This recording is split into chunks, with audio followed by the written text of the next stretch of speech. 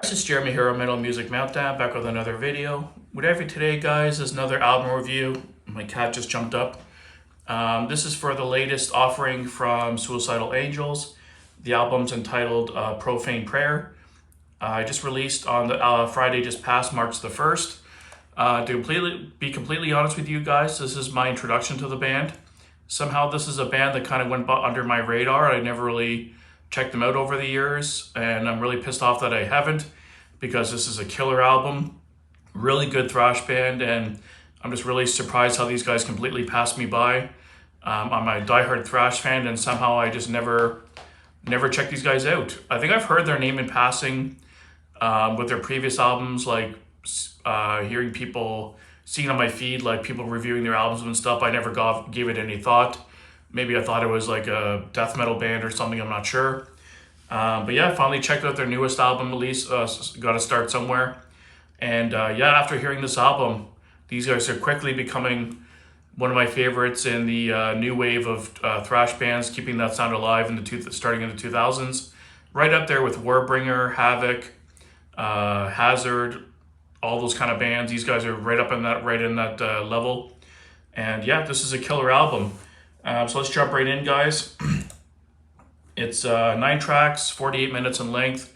This one is on Nuclear Blast Records. And there's, to start off with, the first thing I noticed in this album after listening to it as a whole, it gave me vibes of Slayer in a lot of parts, as well as Creator. The songs that were more aggressive and more thrashy and like really aggressive and brutal really reminded me of Slayer. The vocal delivery was Tom Araya-esque, and but the other songs that had more melody and a little bit more mid-tempo really reminded me of New Era Creator. The guy's vocals, the tone, and the delivery is very reminiscent of the lead singer from Creator. Sounds very much like him. But then, like I said, on other songs, there's kind of hints of Tom Araya delivery and style, which I really picked up on as well. Standout tracks for me, the first track, When the Lions Die, was a killer opener.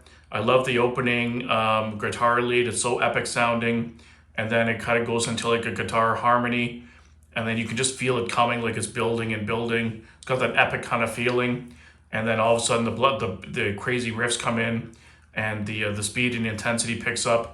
Definitely one of a standout track for me was the opening track.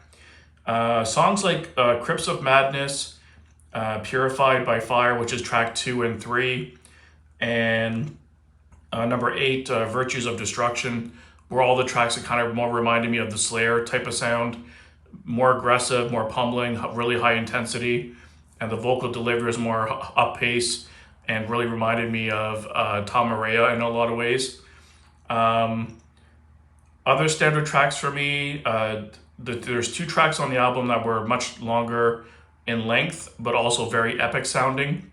Deathstalker and the last track, The Fire Pass of Fate. I think Deathstalker might be my favorite song on the album. It's one of them for sure. It had just so much, and such an epic feeling to it. It started off with like this acoustic kind of opening, and then it went into like a more mid-paced kind of thrashy riff, very headbanging worthy. Killer guitar solos all over this record. And then Deathstalker near the end had this really nice clean vocal.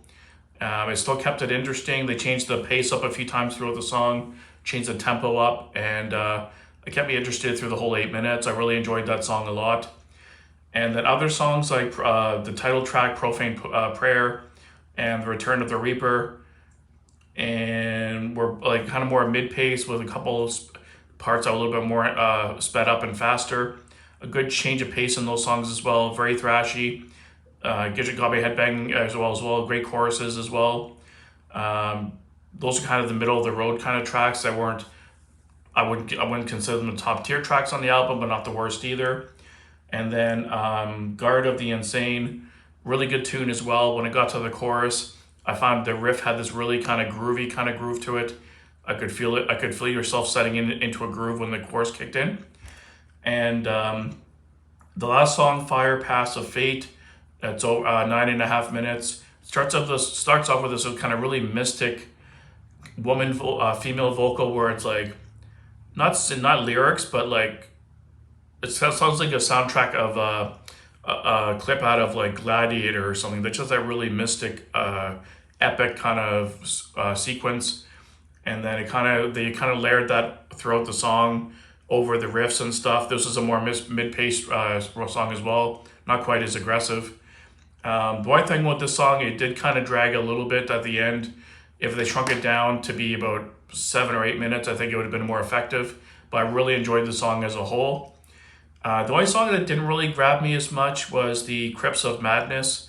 I like the intensity and the veracity of it. It's very fast-paced, very aggressive. But I found the vocal delivery to be a little off somehow.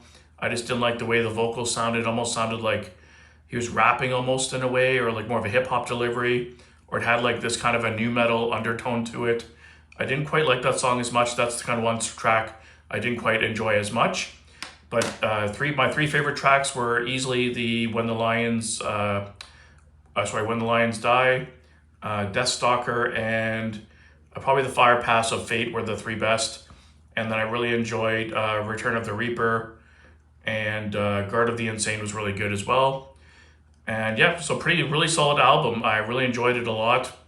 I'm pissed at myself, like I said, for not checking these guys out sooner. I would have picked up a lot of their material by now, and I'm going to just have to go back and kind of check out their older albums, and I'm going to slowly try picking up some of their stuff on CD. Really good band from Greece, and not to be missed. So let me know down below, guys, what you thought of the album. For me, giving it a ranking out of 10, I'd probably give this, I'll say a 8.5 out of 10. It's really solid, really good stuff. A couple gripes here and there. Production-wise, it was really good. The mix sounded pretty even. The drums kind of got lost in a little bit for me. That was one gripe as well. The drums didn't really sound that great on this album, but the mix as a whole was pretty good. But yeah, 8.5 out of 10, guys. Definitely check these guys out. They're really solid. Probably my favorite thrash album so far this year. And stay tuned for another review. I'm going to be reviewing the new Bruce Dickinson album next. So stay tuned for that, probably tomorrow or the day after. And thanks for watching, guys. If you're new to the channel, definitely hit the subscribe button down below. And until next time, keep it metal.